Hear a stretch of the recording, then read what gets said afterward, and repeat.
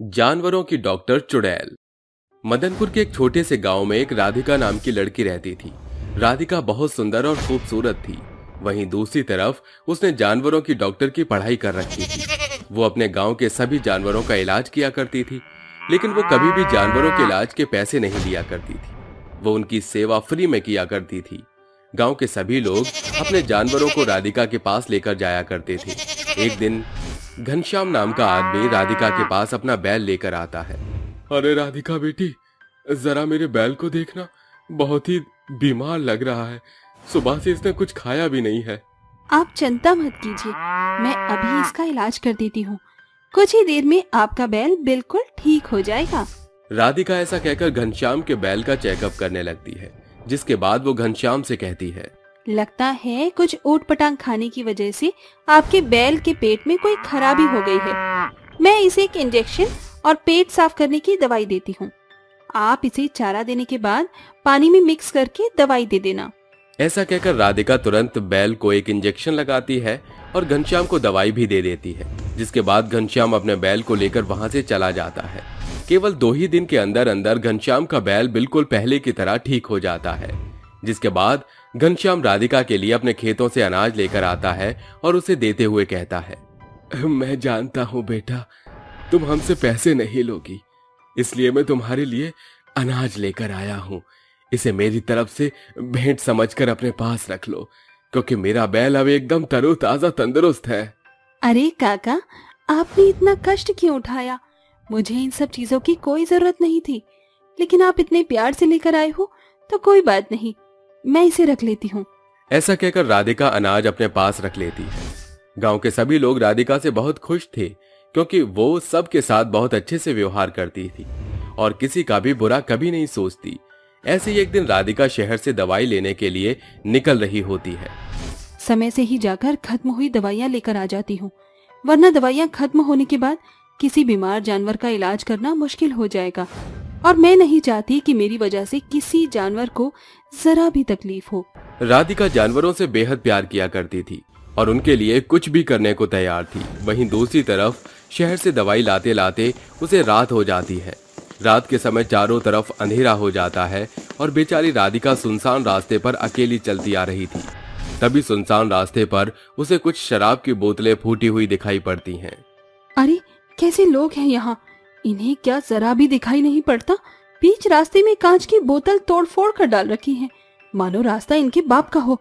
अगर ये बोतल किसी बेचारे जानवर के पैर में लग जाए तो क्या होगा उसका? तभी वहाँ पर 3 आदमी पहुँच जाते हैं। लगता है तुम शराबियों ने यहाँ पर कांच की बोतल तोड़कर फोड़कर फेंक रखी है। क्या तुम्हारे अंदर दिमाग नहीं है? अरे थोड़ा तो दूसरे के बारे में भी सोचो। राधिका उन्हें डांट रही होती है, लेकिन वो आदमी उसको देखते ही उसके आगे पीछे घूमने लगते हैं।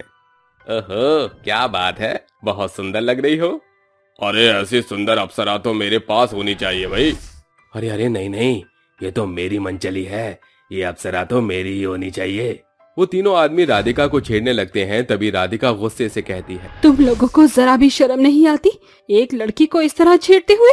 अरे शर्म करो, तुम्हारी ही वजह से आज हमारा समाज लड़कियों को बाहर निकलने की इजाजत नहीं देता। अरे ये तो हमें उल्टा सीधा सुना रही है, इसको तो मैं अभी बताता हूँ। ऐसा कहकर राजेश उसके बाल पकड़ लेता है, जिसके बाद कालू उसको थप्पड़ मारने लगता है। देखते ही देखते वो तीनों राधिका के ऊपर हावी हो जाते हैं और उसके साथ जोर जबरदस्ती करने लगते हैं। उसे वहीं मार कर वो वहां से भाग जाते हैं। अगले दिन गांव वालों को राधिका की लाश सड़क पर पड़ी हुई मिलती है, जिसके बाद गांव वाले मिलकर राधिका का अंतिम संस्कार कर देते हैं। लेकिन राधिका की आत्मा को मरने के बाद भी शांति नहीं मिलती और वो यहाँ वहां भटकती रहती है। एक रात एक गाय को बच्चा होने वाला होता है, लेकिन उसके आसपास उसकी देखरेख करने वाला कोई नहीं था। तभी चुड़ैल वहां पहुंच जाती है। अरे ये क्या, इस बेचारी गाय की तो बहुत ज्यादा हालत खराब है, मुझे इसकी मदद करनी चाहिए।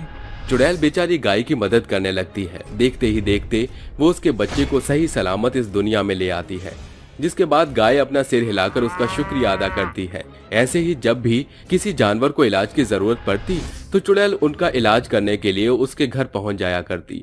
एक रोज चुड़ैल गांव के एक धामू नाम के आदमी की बकरी का इलाज कर रही होती है।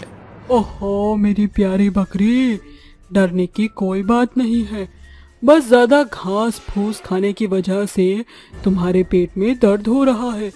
मुझे तुमको बस एक इंजेक्शन देना होगा। ऐसा कहकर चुड़ैल बकरी को एक इंजेक्शन दे देती है, जिसके बाद बकरी को आराम लगने लगता है। ऐसे ही एक रोज रात के समय चुड़ैल एक जानवर का इलाज कर रही होती है, लेकिन तभी गांव की सावित्री नाम की औरत उसे ये सब करते हुए देख लेती है। हे भगवान, ये क्या? यहाँ पर तो एक भयानक चुड़ैल जानवर के साथ पता नहीं क्या कर रही है।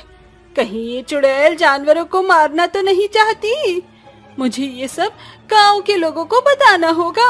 इतना सोचकर सावित्री गांव के सभी लोगों को इकट्ठा करती है और उन्हें चुड़ैल के बारे में बता देती है, जिसके बाद गांव के सभी लोग इकट्ठा होकर चुड़ैल को जानवर का इलाज करते हुए देखते हैं। अरे, ये तो जानवरों का इलाज कर रही है। चलो इस बार इसके पास चलकर इससे पूछते हैं कि आखिर ये ऐसा क्यों कर रही है। गांव के सभी लोग चुड़ैल के पास पहुंच जाते हैं और उससे कहते हैं, अरे चुड़ैल, तुम हमारे गांव में क्या कर रही हो और इन जानवरों के पास क्यों खड़ी है? आखिर तुम इनके साथ क्या करना चाहती हो? देख चुड़ैल, अगर तू इन्हें खाने के बारे में सोच रही है तो मैं तुझे बता दूं कि मैं तुझे ऐसा कुछ नहीं करने दूंगा, इसलिए मुझे सब कुछ सच बता दे, नहीं तो अच्छा नहीं होगा। तुम लोग मुझे गलत समझ रहे हो, मैं तो यहाँ जानवरों का इलाज कर रही हूँ। लेकिन तुम यहाँ जानवरों का इलाज क्यों कर रही हो? क्योंकि मुझसे इन जानवरों का दर्द देखा नहीं जाता और मैं इन्हें ऐसे तड़पते हुए देख नहीं सकती। कहीं तुम वही राधिका तो नहीं जो गांव के जानवरों का इलाज किया करती थी? हाँ, मैं वही हूँ। उन शराबी लोगों ने मुझे मार दिया, लेकिन मरने के बाद भी मेरी ममता जानवरों के प्रति कम नहीं हुई। ऊपर वाले, ये तेरी कैसी लीला है? यहाँ तो मरने के बाद भी कुछ लोग इतने अच्छे होते हैं कि वो अपना फर्ज अदा करना नहीं भूलते। उस दिन के बाद चुड़ैल मरने के बाद भी जानवरों का इलाज करती रहती है और गांव वाले इस बात से बहुत खुश होते हैं। गोवा वाले बीच में आंखें मीच के ठंडी ठंडी बियर, दोनों फोटो खींच के अरे कितना मजा आ रहा है इस शाम के समय में पानी के बीचों बीच। हाँ बहुत। मेरा तो हमेशा से ही सपना था कि मैं शादी के बाद अपने पति के साथ बोट में सवार होकर डूबती सूरज को समुद्र के अंदर घूमते हुए देखूं और उसका लुत्फ उठाऊं। देखो, मैंने तुम्हारे सपने को पूरा भी कर दिया। चलो छोड़ो और आगे चलते हैं। ऐसे समंदर में ना बहुत सुंदर सुंदर मछलियाँ देखने को मिलती हैं। ठीक है, चलते हैं, जल्दी लौट आएंगे क्योंकि रात होने वाली है। रूबी और मानक की फिलहाल ही में शादी हुई थी और दोनों हनीमून के लिए गोवा घूमने आए थे, जहाँ वो नदी के इस तट का आनंद उठा रहे थे। पर किसे पता था कि ये बीच ही उनकी मौत का कारण बन जाएगा। दोनों बोट में सवार होकर बीच के किनारे से काफी अंदर आ चुके थे।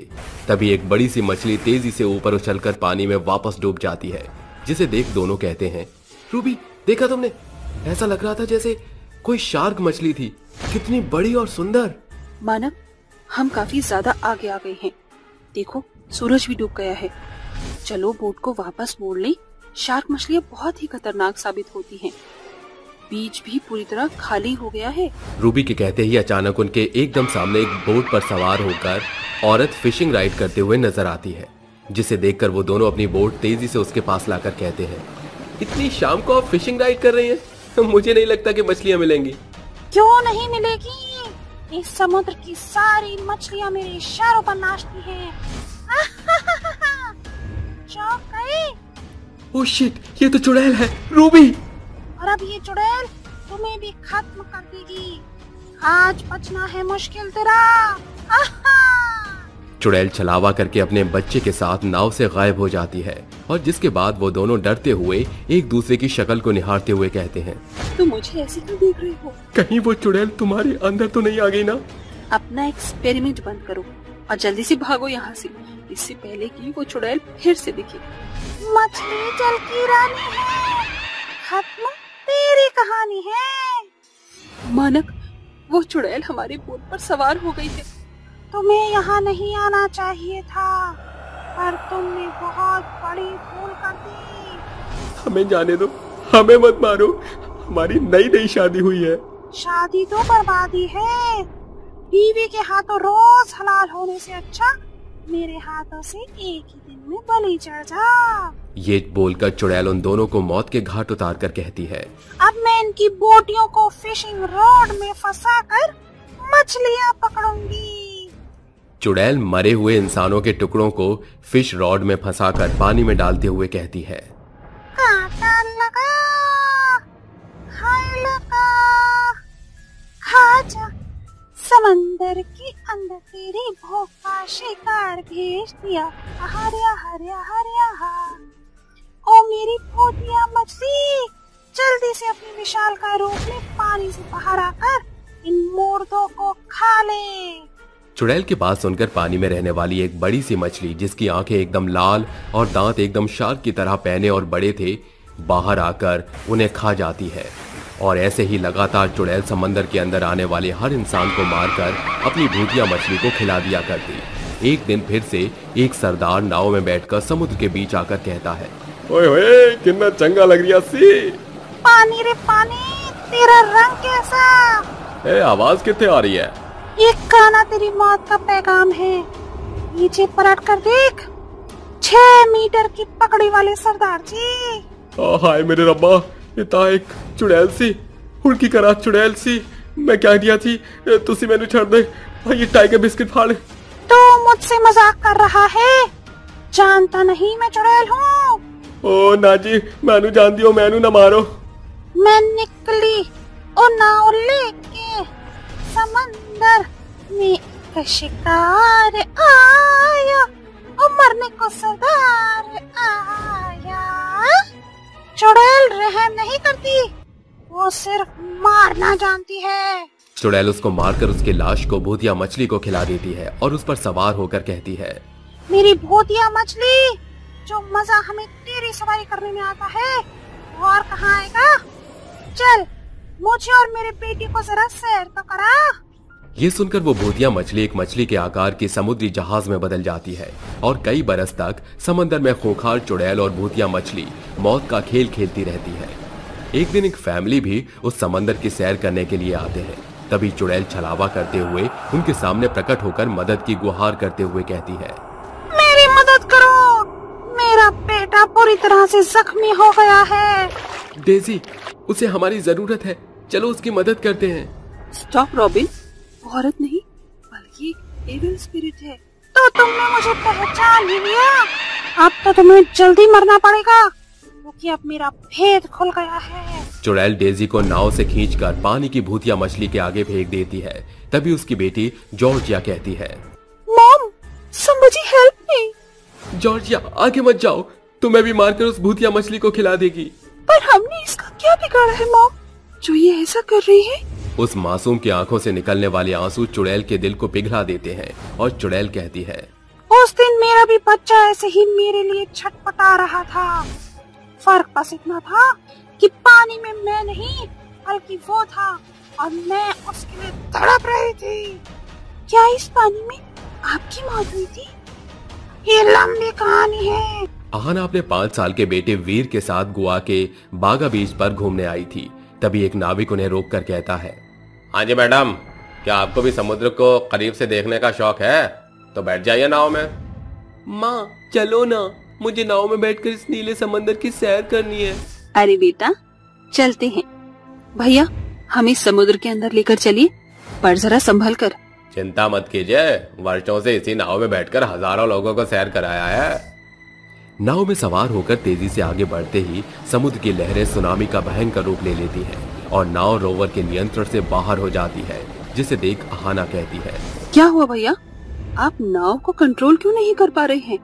इतने सालों में प्रकृति का ऐसा कहर पहली बार देख रहा हूँ, मुझे माफ कर देना, पहले मुझे अपनी जान बचानी होगी। रोवर पानी में तैरना जानता था, वो बीच में कूदकर भाग जाता है। तभी एक शार्क मछली तेज लहरों के साथ ऊपर उठकर उसके बेटे के चिथड़े करके खा जाती है और आहाना पानी में कूद पड़ती है। मेरा बेटा। इसके बाद शार्क आहाना को भी अपना शिकार बना लेती है और वो मरकर चुड़ैल बन जाती है और अपने बेटे की आत्मा को पानी के अंदर से निकालकर नाव में सवार करके कहती है, जिस शार्क मछली के कारण हमारी जान गई, मैं उसे भी भूतिया मछली में बदल दूंगी, जो यहाँ आने वाले हर इंसान को खाएगी। फिर मैंने उस मछली को ढूंढकर मार दिया और उसे अपना गुलाम बना लिया। और अब तुम भी मरोगे। डैड, अब हम क्या करेंगे? अब तो जीसस ही हमें प्रोटेक्ट करेंगे। We should pray right now. दोनों आंखें बंद करके बाइबल के होली वर्ड्स दोहराने लगते हैं कि समंदर के बीचों बीच अचानक से एक तेज रोशनी क्रॉस के आकार में बनकर चुड़ैल और उसकी भूतिया मछली पर जैसे ही रोशनी प्रकट करती है वो ज्वालामुखी की तरह फूट जाते हैं और फिर समंदर उनके कब्जे से हमेशा के लिए रिहा हो जाता है। Thank you Jesus. Finally we are save. 3 जादुई सोने की बकरी। मखना गांव में रहने वाले गणेश को हमेशा से ही जानवरों से काफी लगाव प्यार था। वो पशुपालन के काम में बेहद निपुण था। उसके पास अनेकों बकरियां थीं जिसके दूध को बेचकर वो अच्छी कमाई किया करता था।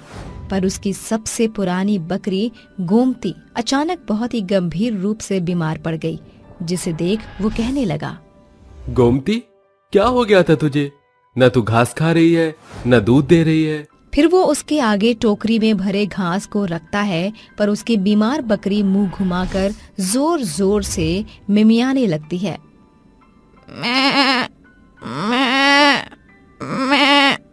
पहले तो तू सूखे घास तिनकों को भी बड़े चाव से खाती थी। आज तो तेरे लिए हरी भरी चराई लाया हूँ और तू है कि मुंह भी नहीं मार रही। खूंटे से बंधी बकरी जोर जोर से गुहार लगाती है, जिसे सुनकर गणेश की पत्नी अनुराधा कहती है, ये गोमती इतने जोर जोर से मिमिया क्यों रही है?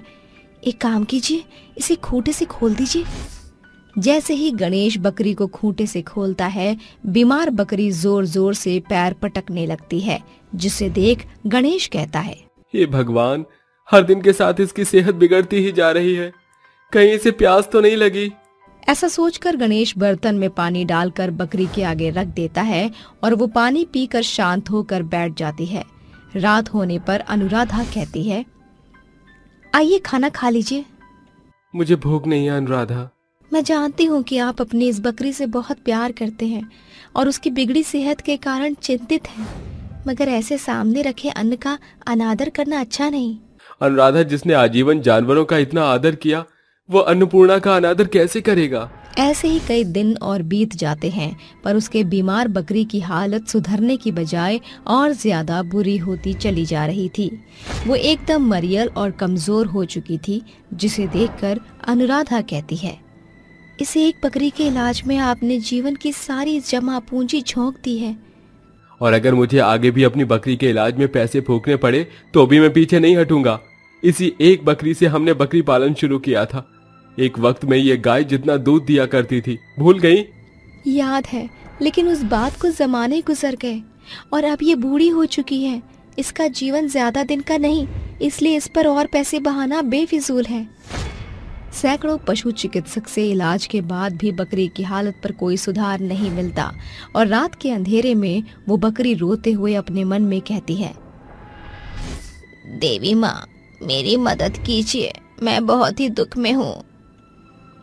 लगातार 2 दिन तक बकरी आंसू बहाकर भगवान को गुहार लगाती है। पुकार सुनकर उस रात के अंधेरे में आसमान के बीच से लक्ष्मी माँ प्रकट होकर कहती हैं, हे अजा, कहो क्या विपदा है तुम्हारी? तुमने मुझे सच्चे हृदय से पुकारा और देखो मैं आ गई। लक्ष्मी माँ को अपने पास देखकर खूंटे से बंधी बकरी पागुर करते हुए उन्हें प्रणाम करके कहती है, माँ, मेरे मालिक ने अपने जीवन की सारी कमाई मुझे चंगा भला करने में बहा दिया, जिस कारण उनकी आर्थिक अवस्था बहुत बदहाल हो गई है। मैं जानती हूँ कि अब मेरे जीवन के अधिक दिन शेष नहीं, इसीलिए मैं मरने से पहले उनकी बिगड़ी अवस्था में सुधार का सहारा छोड़कर जाना चाहती हूँ। ठीक है आजा, मैं तुम्हारी अंतिम इच्छा अवश्य पूर्ण करूंगी। ऐसा कहकर लक्ष्मी माँ हाथ बढ़ाकर अपनी दैवीय शक्ति से बकरी के गर्भ में एक प्रकाश भर देती है और कहती हैं, मैं तुम्हें वरदान देती हूँ कि तुम इसी क्षण गर्भवती होगी और कुछ ही देर में 3 मेमनों को जन्म दोगी, जो जादुई सोने की बकरियां होंगी।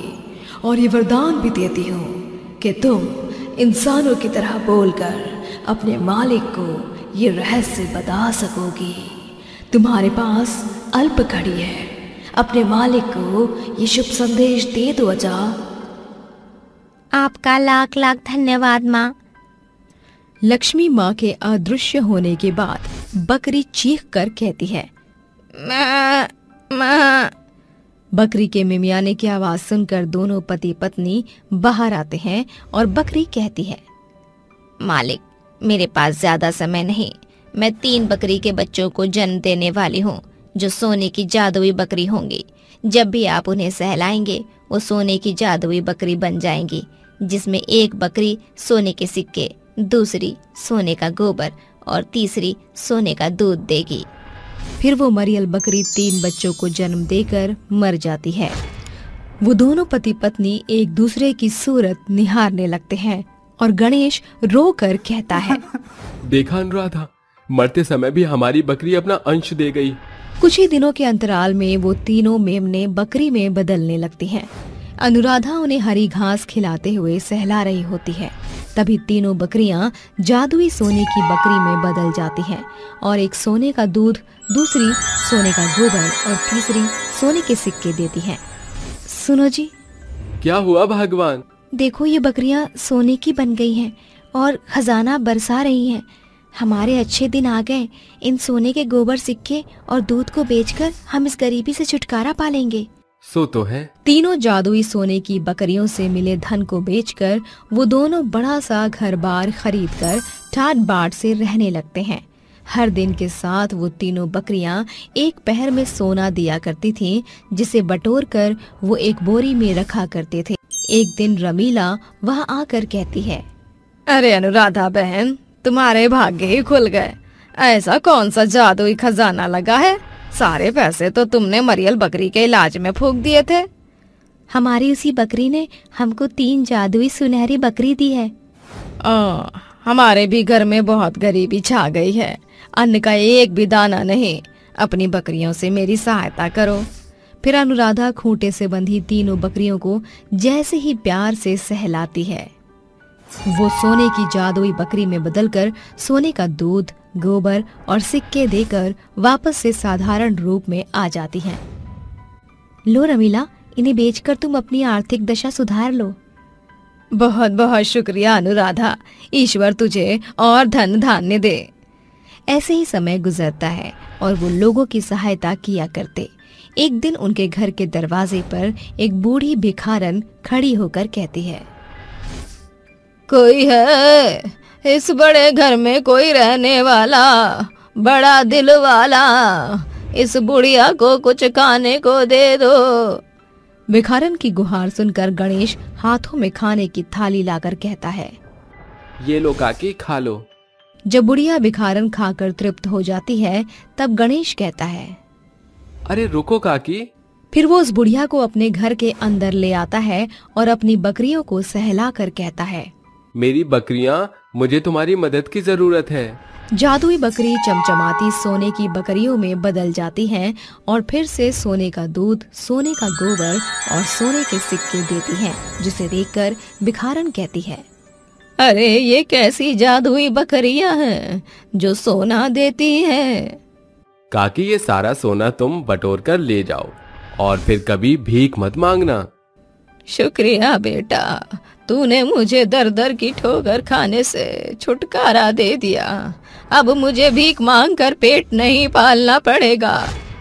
इसके बाद भिखारन वहाँ से चली जाती है और वो दोनों अंत में कहते हैं, मैंने कभी सोचा नहीं था अनुराधा कि जो हाथ दूसरों से उधार लेने वाले बन गए थे, वो एक दिन देने वाले बन जाएंगे।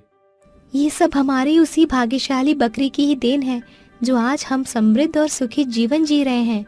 दुखियारे लोगों की मदद भी कर पा रहे हैं। सो तो है। लगता है बकरियां भूख से मिमिया रही हैं। उन्हें चारा डालने का समय हो गया।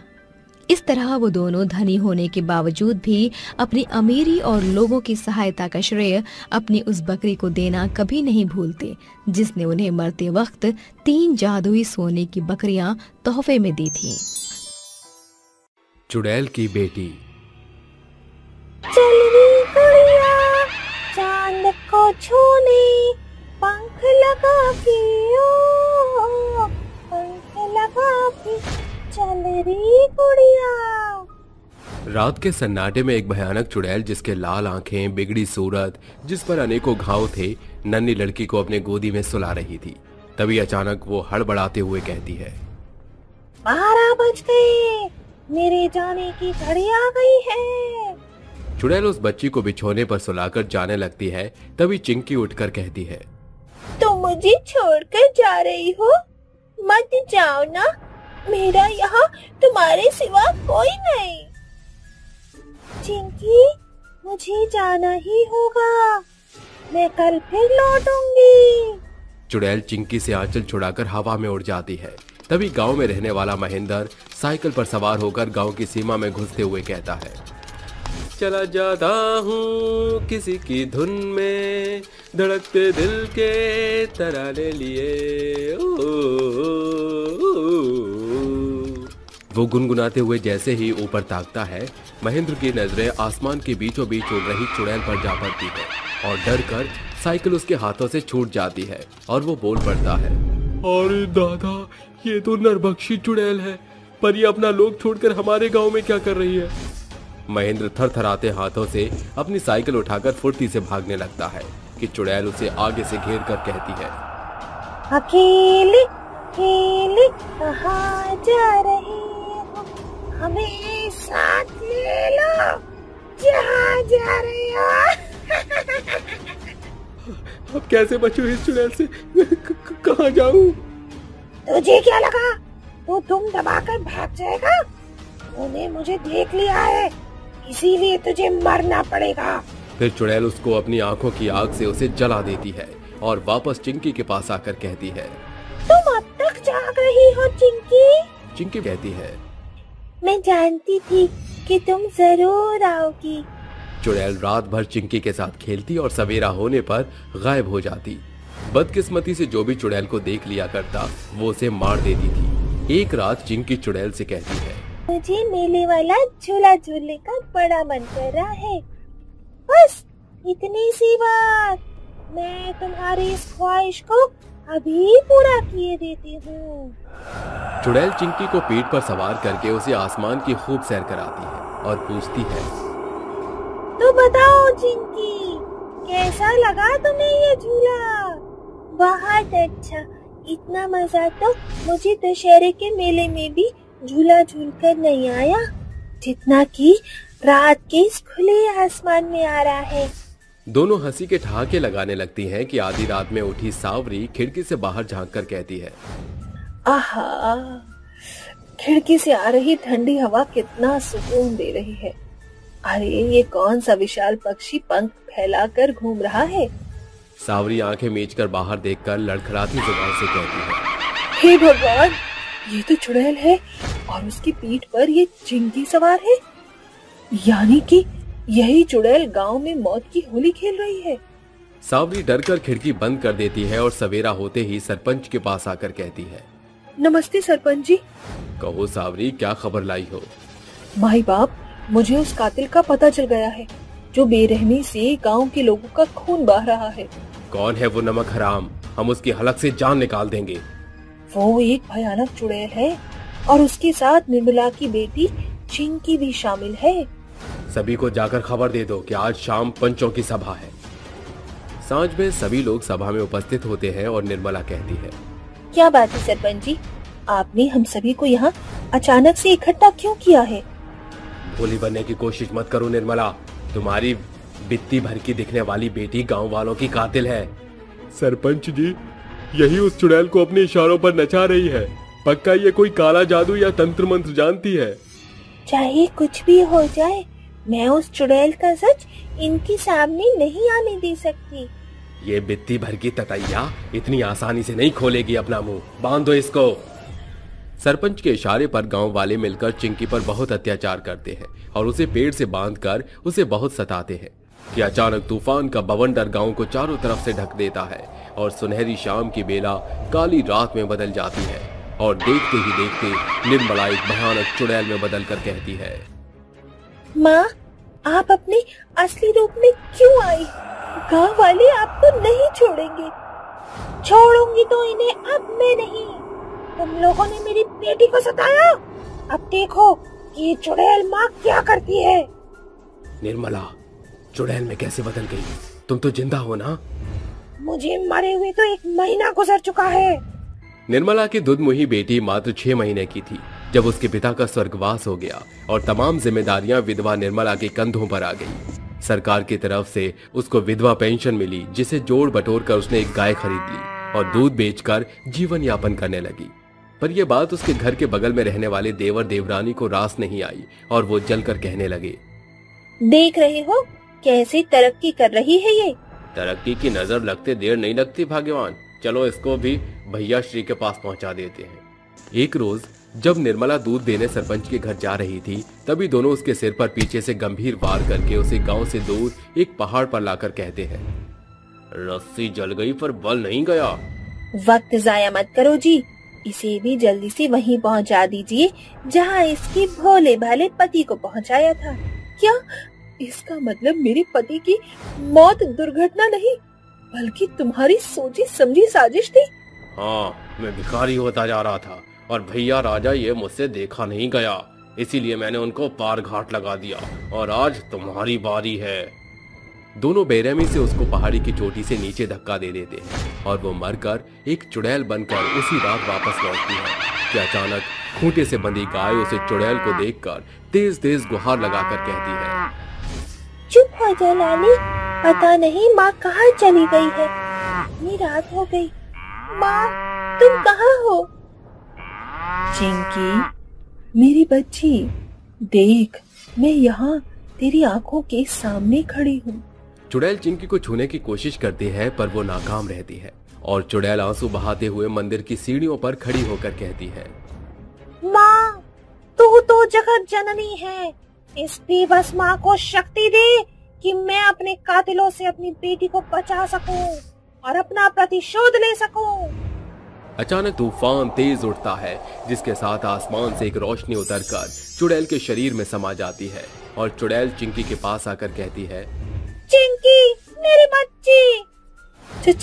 चुड़ैल दूर हटो मुझसे, कौन हो तुम? चुड़ैल अपने इंसानी रूप में आ जाती है और चिंकी कहती है, माँ तू मुझे छोड़कर कहाँ चली गई थी? मैं मर चुकी हूँ चिंकी, तेरे जालिम चाचा चाची ने मुझे मार डाला। चुड़ैल उड़ती हुई कमला और राकेश के घर आकर हड़कंप मचाते हुए कहती है, आज मैं तुम्हारे हलक से प्राण निकाल दूंगी। तुमने क्या सोचा था, मुझसे बच जाओगे? कमला बचाओ, वरना ये चुड़ैल तो मुझे मार देगी। मेरी तो खुद ही कपकपी छूट रही है। चुड़ैल उन्हें मारकर अपना बदला हासिल कर लेती है और अपनी बेटी के साथ दिन के समय इंसान और रात में चुड़ैल बनकर रहने लगती है। तुम्हारा बदला पूरा हो चुका है, फिर तुम इस गांव से आखिर क्यों जुड़ी हो? ये तुम्हारी दुनिया नहीं है, तुम्हें जाना होगा। मैं यहाँ से चली जाऊंगी, पर मेरी भोली बेटी की देखभाल तुम्हें करनी होगी। हम तुम्हें यकीन दिलाते हैं कि चिंकी का अच्छे से ख्याल रखेंगे और मिलकर इसकी जिम्मेदारी उठाएंगे। अलविदा कुड़िया, तुम्हारी माँ की जाने का वक्त आ गया है। इस तरह चुड़ैल अपनी अनाथ बेटी का भार गांव पर छोड़कर मुक्त हो जाती है और जब कभी चिंकी को माँ की कमी महसूस होती तो चुड़ैल उसे दिखाई दिया करती। बारिश में गरीब माँ का दुख। पति की आकस्मिक मौत के बाद लतिका अकेले ही मेहनत मजदूरी करके 11 साल के आयुष और 13 साल की सलोनी को पढ़ा लिखा रही थी।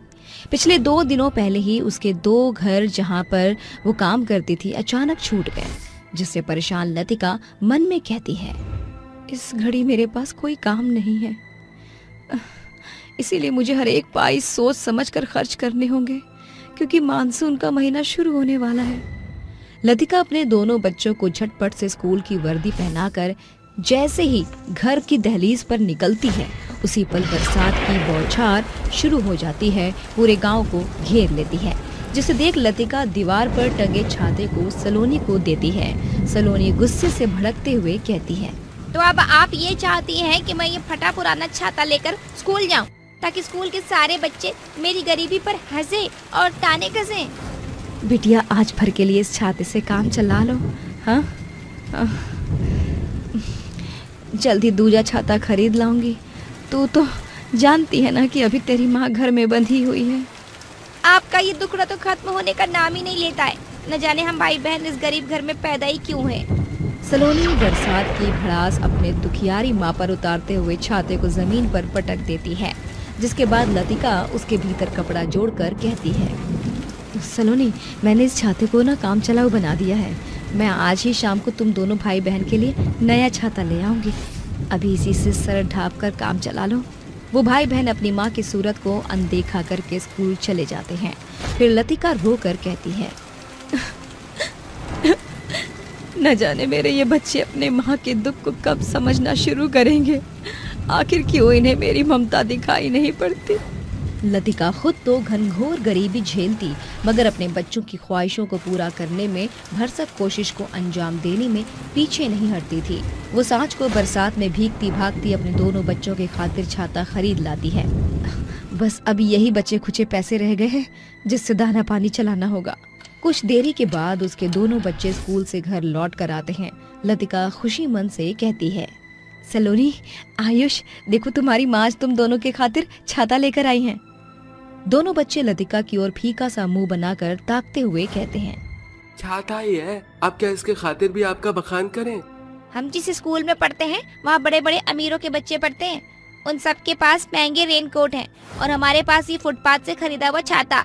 इसे खरीद कर कोई भरी एहसान नहीं किया। हाँ नहीं तो।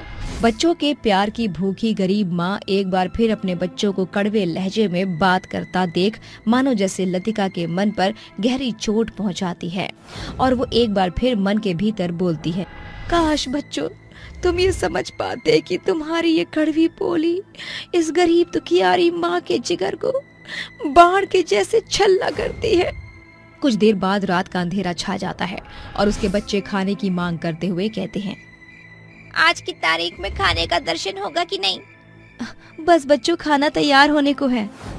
बरसात में भीगने के चलते सभी लकड़ियां सील गई हैं। बच्चों की भूख मिटाने के खातिर लतिका चूल्हे का धुआं झेलकर खाना पकाकर अपने बच्चों को परोसते हुए कहती है, ये लो बच्चों, गर्मा गर्म खाना। दोनों बच्चे अपना खाना चट कर जाते हैं, मगर घर में बचे हुए सीमित भंडारण के चलते लतिका भूखे ही रह जाती है। जब तक मेरा कहीं काम नहीं लग जाता, ये दाना पानी बच्चों का पेट भरने के खातिर बचाना होगा। बरसाती प्रचंड बेरोजगारी से जूझ रही लतिका एक वक्त का राशन बचाने के खातिर अपनी भूख मारकर अपने बच्चों का पेट भरने का ख्याल करती है। आधी रात जैसे ही वो सोने की खातिर बिछौना लगाती है, तभी मूसलाधार बरसात के चलते उसके घर की छत टपकने लगती है। अरे भोर सवेरे से ये बरसात रुकने का नाम ही नहीं ले रही। अगर एक भी बूंद मेरे बच्चों के माथे पर गिरी तो उनकी आंख खुल जाएगी। ममता से भरी माँ बरसात की कहर को पूरी रात झेलकर छत से टपक रहे पानी को बर्तन में भरती है, जिसे उसके बच्चे तो चैन की नींद सोते हैं, मगर पूरी रात उस गरीब माँ की आंखों की नींद उड़ी हुई थी। कुछ ही सप्ताह के साथ मॉनसून की समाप्ति हो जाती है, जिसके साथ लतिका की मौसमी बेरोजगारी भी समाप्त हो जाती है। वो दोबारा से लोगों के घरों का जूठन धोकर अपने बच्चे की पढ़ाई को जारी रखती है। देखते ही देखते 5 बरस बीत जाते हैं, जिसके साथ आयुष और सलोनी को स्कूल भी खत्म हो जाता है और उन्हें कॉलेज में दाखिला मिल जाता है। भगवान के आगे खड़ी लतिका हाथ जोड़कर कहती है, हे ईश्वर, मेरे बच्चों को सफलता देना, उनका भविष्य उज्जवल बनाना, इस बेबस माँ की पुकार सुनना प्रभु। बादलों को गरजते देख वो सीधे कॉलेज का रुझान करती है, जहाँ आयुष का दोस्त विनय कहता है, अरे आयुष, ये फटा पुराना सतरंगी चोला पहने हुए जो औरत दरवाजे पर खड़ी है, वो खुद को तेरी माँ बता रही है, ये सच है क्या? आयुष अपनी माँ के गरीब अवतार को देख साफ तौर से मनाही करके माँ को भारी बरसात में नजरअंदाज करके सलोनी के साथ घर आ जाता है। लतिका भी बरसात में भीगती हुई उनके पीछे पीछे घर लौट आती है, जहाँ दोनों अपनी माँ पर बिगड़ते हुए कहते हैं, अरे किसने कहा था आपको हमारे कॉलेज में आने को? अपना ये गरीब लिबास दिखाकर क्यों नीचे दिखाने पर तुली हैं आप? अरे बेटा, वो बरसात का रुख देखकर मेरा जी घबराने लगा था, इसीलिए मैं तुम्हें लेने कॉलेज आ गई। अरे हम कोई दूध पीते बच्चे नहीं रहे, बड़े हो चुके हैं। बच्चों से खरी खोटी सुनने के बाद लतिका के सब्र का बांध मानो टूट जाता है और फिर वो कहती है, सही कहा, अब तुम सयाने हो चुके हो। गलती मेरी है जो मैंने बरसों धूप छांव बरसात की मार झेलकर अपना पेट काट काट कर तुम्हारा पेट भरा। बरसात के महीनों में 30 दिन जाग कर रातों की नींद गवाई ताकि तुम चैन से सो सको। लतिका की बातों का उसके बच्चों पर कोई असर नहीं पड़ता। अगली सुबह। माँ, आज हमारे कॉलेज में फेयरवेल फंक्शन है, घर लौटने में देर हो जाएगी। और हाँ, आज मेहरबानी करके आप कॉलेज मत चले आना। दोनों भाई बहन कॉलेज पहुंचते हैं, जहां रौनक का पिता मेहता उन्हें देख कहता है, रौनक, क्या हो गया है तुम्हारी क्लास और टेस्ट को? दोस्ती करने के लिए ये गरीब भुखनंगे ही मिले थे तुम्हें? अंकल, आप हम भाई बहन की तौहीन कर रहे हैं। आपका कोई हक नहीं हमको कुछ कहने का।